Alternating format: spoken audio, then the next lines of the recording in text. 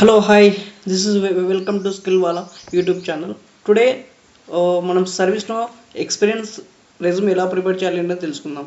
Firstly ఇక్కడ experience అనేది మనం రెజ్యూమ్ ఎలా బిల్డ్ చేసుకోవాలి ఏంటి, ఆ ప్రొఫెషనల్ స్కిల్స్ ఎలా మెన్షన్ చేయాలి, ఆ టెక్నికల్ స్కిల్స్ ఎలా హ్యాండిల్ చేయాలి అవన్నీ ఇందులో మనం చూద్దాం. ఫస్ట్లీ మనం స్టార్టింగ్ కార్నర్లో నేము, emails, phone number, location and మన లింక్డ్ఇన్ లింక్ అందుకు మెన్షన్ చేద్దాం.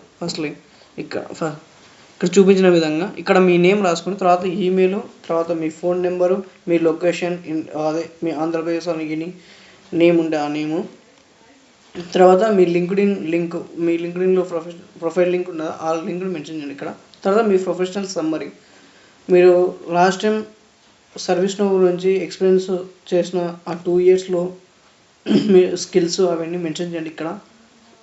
ఇక్కడ నేనైతే ఇలా మెన్షన్ చేశాను. Dedicated of IT support ServiceNow professional with 2 years of hands on experience in ServiceNow ITSM, strong knowledge of incident problem change management, user administration, SLA and client scripting, server side scripting experience in resolved ticket, supporting NDA users and configuring ServiceNow modules, activities, seeking opportunities, ServiceNow admin and service desk.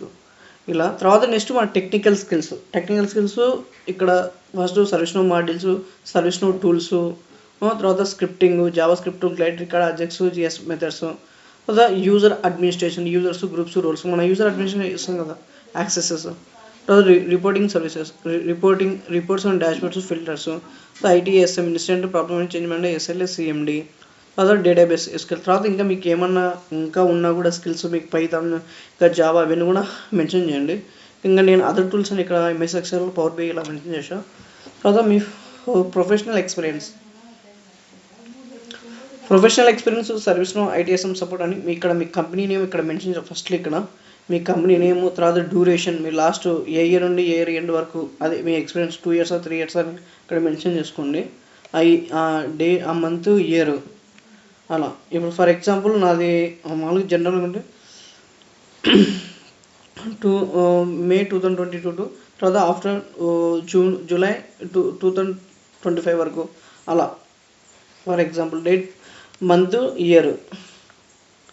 తర్వాత అక్కడ మనం ప్రాజెక్ట్లో ఏం చేసాం ఏంటి, ఏ దాని మీద work చేసాం, ఇక్కడ మేనేజ్ ఆఫ్ రిజాల్వ్ L1 అని L2 ఇన్సిడెంట్ అని ఇలా సర్వీస్లో లాస్ట్ టైం టికెటింగ్ టూల్స్ మీద చేసింది, మీ ప్రాబ్లమ్ మేనేజ్మెంట్, చేంజ్ మేనేజ్మెంట్ అలా.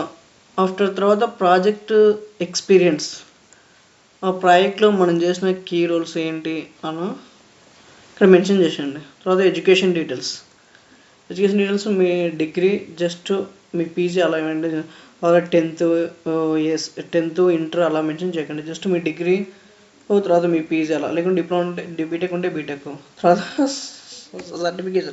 సర్టిఫికేషన్ ఐటీఏలు, క్యాడ్, సిఎస్ఐ అవి ఉంటాయన్నమాట. అవి సర్వీస్ వాళ్ళకు, లేకుంటే మీకు మీ ఫీల్డ్ ఏమన్నా ఉంటే సర్టిఫికేషన్స్ అవి మెన్షన్ చేయండి.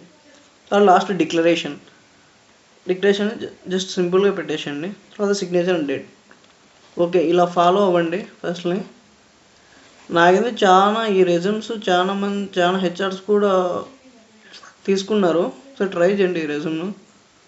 నేను లాస్ట్ టైం కూడా ఇదే పెట్టా, నాకు ఆల్రెడీ కాల్స్ కూడా వచ్చేసాయి ఈ రెజ్యూమ్ మీద. ఒకసారి మీరు ట్రై చేయండి.